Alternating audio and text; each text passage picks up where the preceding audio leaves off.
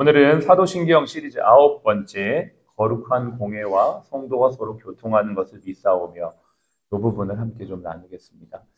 아마 두 번에 걸쳐서 말씀을 나눠지게 될 것 같아요. 오늘과 내일. 그래서 거룩한 공회와 성도가 서로 교통하는 것을 믿는다라는 사도신경의 고백에 대해서 함께 은혜를 나누겠습니다. 저희 교회 성도들이 대부분 남양주에 거주하고 있습니다. 주중에는 남양주에서 지내다가 주일이 되면 이곳 병원으로 와서 함께 예배를 드립니다.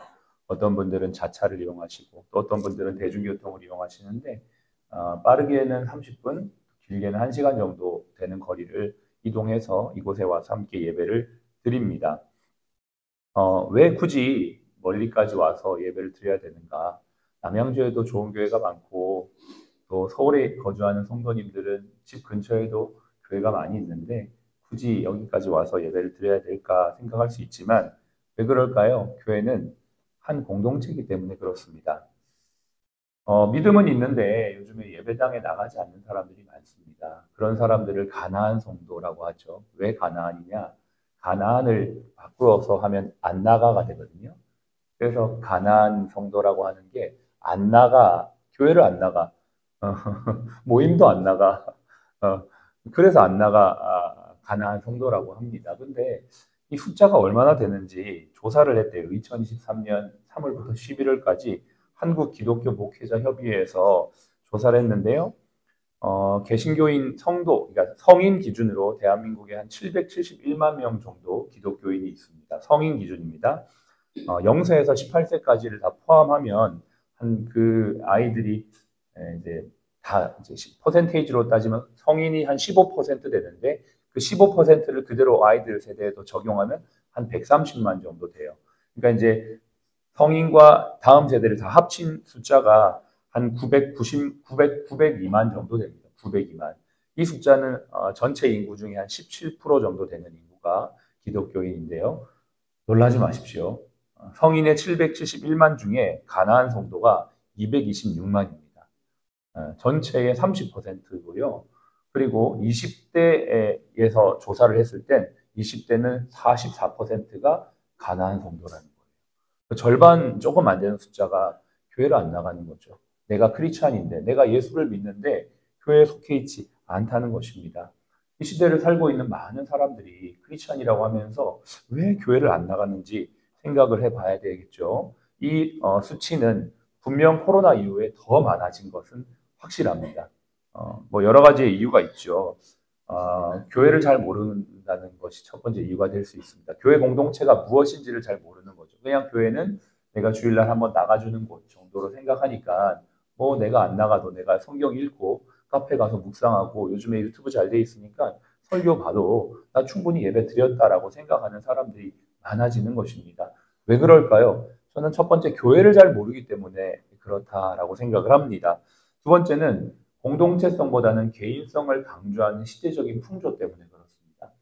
얼마 전에 기사를 보니까 이제 결혼을 했는데 아기를 낳지 않는 사람들이 있죠. 결혼을 했는데 아기를 낳지 않는 사람들이 많아집니다. 왜 그런가 했더니 서로가 즐기고 싶은 거예요. 편안한 삶을 살고 싶은 거죠. 아이들이 있으면 여러 가지로 제약도 되고 힘든 일들이 많다 보니까 아이들을 낳지 않고 키우는 그냥 부부끼리 사는데 이들이 20대, 30대 때는 행복하게 살았는데 나중에 40대, 50대가 되니까 아이들이 있는 가정이 그렇게 부럽고 또 아이가 없어서 너무나 외롭다는 거죠. 이게 결국은 이게 신앙의 영역으로 적용해 보면 사람은 결국 하나님이 공동체성을 가지고 살게 만들었다는 것을 알 수가 있습니다. 이러한 것들이 지금은 어쩌면 교회를 나가지 않는 가난한 성도들이 내가 개인적으로 신앙생활하는 것이 편해 보이지만 나중에는 궁극적으로 본인에게는 또 더 어려운 그런 모습이 될 수 있다라는 것을 우리는 잘 알아야만 합니다. 오늘 성경에서는 교회에 대해서 말해주고 있습니다. 그리스도를 머리로 삼아 몸된 지체들이 바로 교회고 우리가 그 주님의 손과 발로 한 지체, 공동체가 되어 있다라는 것을 알려주고 있어요. 에베소서는 교회에 대해서 너무 잘 알려주고 있는 말씀인데 4장으로 넘어가면 15, 16절에 이런 말씀이 있습니다. 오직 사랑 안에서 참된 것을 하여 범사에 그에게까지 자랄지라. 그는 머리니 곧 그리스도라. 교회가 무엇입니까? 그리스도를 머리로 삼은 몸인 거죠. 그러니까 우리 각자가 따로 노는 것이 아니라 우리가 예수 그리스도를 고백하고 믿는다면 모두의 머리는 예수 그리스도가 되는 것이고 우리는 그 예수 그리스도를 머리로 삼은 주님의 지체, 손과 발이 되는 것입니다. 그러므로 한 몸이라는 것이죠. 저와 여러분들이 예수 그리스도 안에서는 한 몸이다. 이것이 바로 교회에 대한 바른 정의이고 이거에 대한 믿음이라는 것입니다. 오늘 우리가 9번째 거룩한 공회를 믿는다. 그리고 성도가 서로 교통하는 것을 믿는다. 그 첫 번째인 거룩한 공회에 대해서 함께 좀 말씀을 나눠보겠습니다. 이 거룩한 공회라는 말은 영어로 하면 The Holy Catholic Church라는 말이에요. 거룩한 캐톨릭 처치. 왜 캐톨릭이란 말이 나오나? 캐톨릭이란 말 자체가 보편적인 이라는 뜻이 있어요. 그러니까 우리가 생각하는 천주교를 캐톨릭이라고 하는데 그 캐톨릭을 말하는 게 아니고 여기에서 말하는 캐톨릭이란 보편적 교회다. 즉 우리가 믿는 교회란 거룩하고 보편성을 가진 교회다라는 것을 의미합니다. 그래서 영어에 보면 universe라는 단어가 있죠. universe, 그게 이제 보편적이다라는 뜻인데요. 그런 의미인 것입니다. 그래서 우리 두 가지를 생각해 볼 거예요. 자, 한번 생각해 봅시다. 거룩과 보편적. 첫 번째 거룩이라는 말은 죄가 없다, 순결하다, 구별되다라는 의미입니다. 그래서 거룩한 백성이란 죄가 없는 백성, 구별된 백성이란 뜻이에요.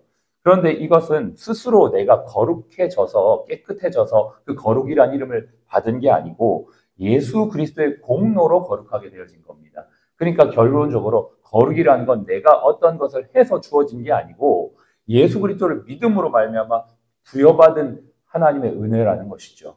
성경에 보면 5장, 에베소서 5장 26, 27절에 이렇게 말하고 있습니다. 귀로 한번 들어보십시오. 이는 물로 씻어 말씀으로 깨끗하게 하사 거룩하게 하시고 거룩하게 하셨다라는 표현을 하고 있습니다. 거룩하게 됐다라고 하는 게 아니고 거룩하게 하셨다. 그러니까 누군가가 나를 거룩하게 하셨기 때문에 내가 거룩하게 된 것이죠. 그 누군가는 바로 예수 그리스도입니다. 네. 그러니까 우리의 모든 거룩이라는 것은 수동태입니다. 내가 스스로 거룩해진 사람 아무도 없습니다. 우리가 거룩해졌다는 건 우리가 잘났기 때문도 아니고 우리가 의롭게 살았기 때문이 아니라 오직 그리스도의 은혜로 거룩함을 부여받은 자가 되어진 것이죠. 그래서 티나 주름 잡힌 것이 없이 영광스러운 교회로 세워졌다라고도 표현합니다. 그렇습니다. 우리는 이 거룩이라는 것이 항상 그리스도의 은혜로 말미암아 주어진 것임을 기억해야만 합니다. 어떤 신학자가 성경을 아주 심플하게 정리했습니다. The cross, 십자가를 중심으로 구약은 to the cross, 십자가를 향해 가는 것이고 예수 그리스도가 오셨을 때는 the cross죠.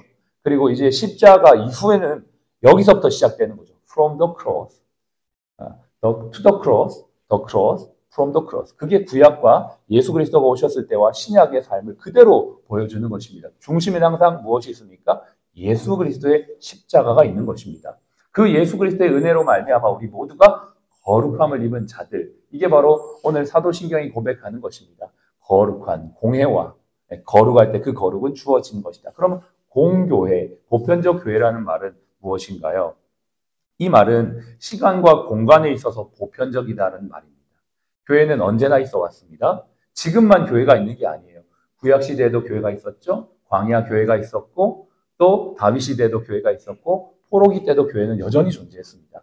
그 교회가 예수 그리스도를 말미암아 세워졌고 그 교회는 이제 복음으로 말미암아 대한민국 땅까지 왔습니다. 그리고 지금도 공산주의 국가에도 교회는 있습니다. 중국이 공산화되면서 교회는 없다라고 선포했지만 웬걸요? 열어보니까 지하에 교회가 다 있는데요. 교회는 없어지지 않습니다. 언제나 있어 왔습니다. 이게 바로 보편성이라는 것. 시간과 공간을 초월하여 교회가 있다. 그리고 또 하나 이 보편성이라는 건 뭐냐면 차별이 없다는 겁니다. 교회 안에는요. 인종과 성별, 지위, 교육 수준, 지역적 차별이 없습니다. 어떤 교회는 어떤 특정 집단만 모여있는 교회가 있습니다. 교회가 아닙니다. 그것은 교회라고 말할 수가 없습니다. 어떤 교회는 어떤 지역에 있는 사람들만 모여 있습니다. 교회가 아닙니다. 그 지역에 있는 사람들 아니고선 그 교회에 들어갈 수가 없는 거예요.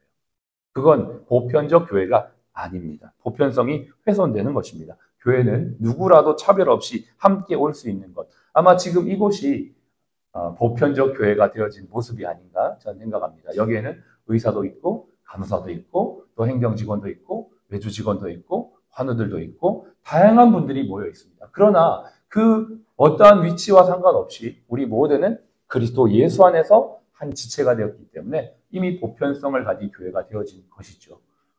저는 이 보편적 교회를 믿는다는 이 신앙 고백은 굉장히 중요한 고백이라고 생각합니다. 왜냐하면 거룩한 것은 우리가 되어진 게 아니라 선물로 받은 것이기 때문에 하나님의 이 거룩을 따라 삶을 살아가는 삶의 방향이 이제는 말씀이 돼야 된다는 것이 딱 정리가 되는 것이고, 이제 내가 거룩해서 구원받은 게 아니라 내가 구원받았기 때문에 거룩한 백성이 되어진 거고, 구원받은 백성이기 때문에 거룩한 삶을 지향하는, 비슷한 것 같으나 완전히 다른 것이죠.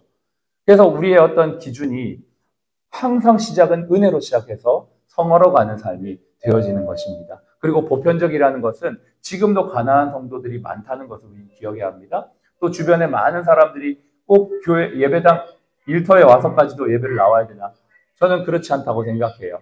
우리가 크리스찬이라면 당연히 주중에서도 주중교회로 모이는 것이 마땅하고, 내가 만약에 주일날 교회를 안 나간다면 이곳에 와서도 신앙생활을 할 수 있는 교회적 역할을 우리 공동체가 해야 된다라고 생각합니다. 그렇기 때문에 그러한 관점으로 주변에 예수를 믿는데도 예배에 나오지 않는 직원들이 있다면 불러야 되고, 또 그런 관점으로 지금 교회를 안 나가고 있는 사람들이 있다면 그들에게 복음을 전해서 또 교회를 나갈 수 있도록 도와야 되고, 아예 교회를 나가본 적 없는 직원들은 그들에게 복음을 전해서 예수 그리스도의 교회로 함께 들어올 수 있는 것, 이것이 주님이 기뻐하시는 모습인 줄로 믿습니다. 우리 사랑 플러스 병원 공동체가 이러한 거룩하고 보편적 교회 공동체로 주중교회로서의 역할들을 잘 감당할 수 있는 저와 여러분 되시기를 주의 이름으로 축복합니다.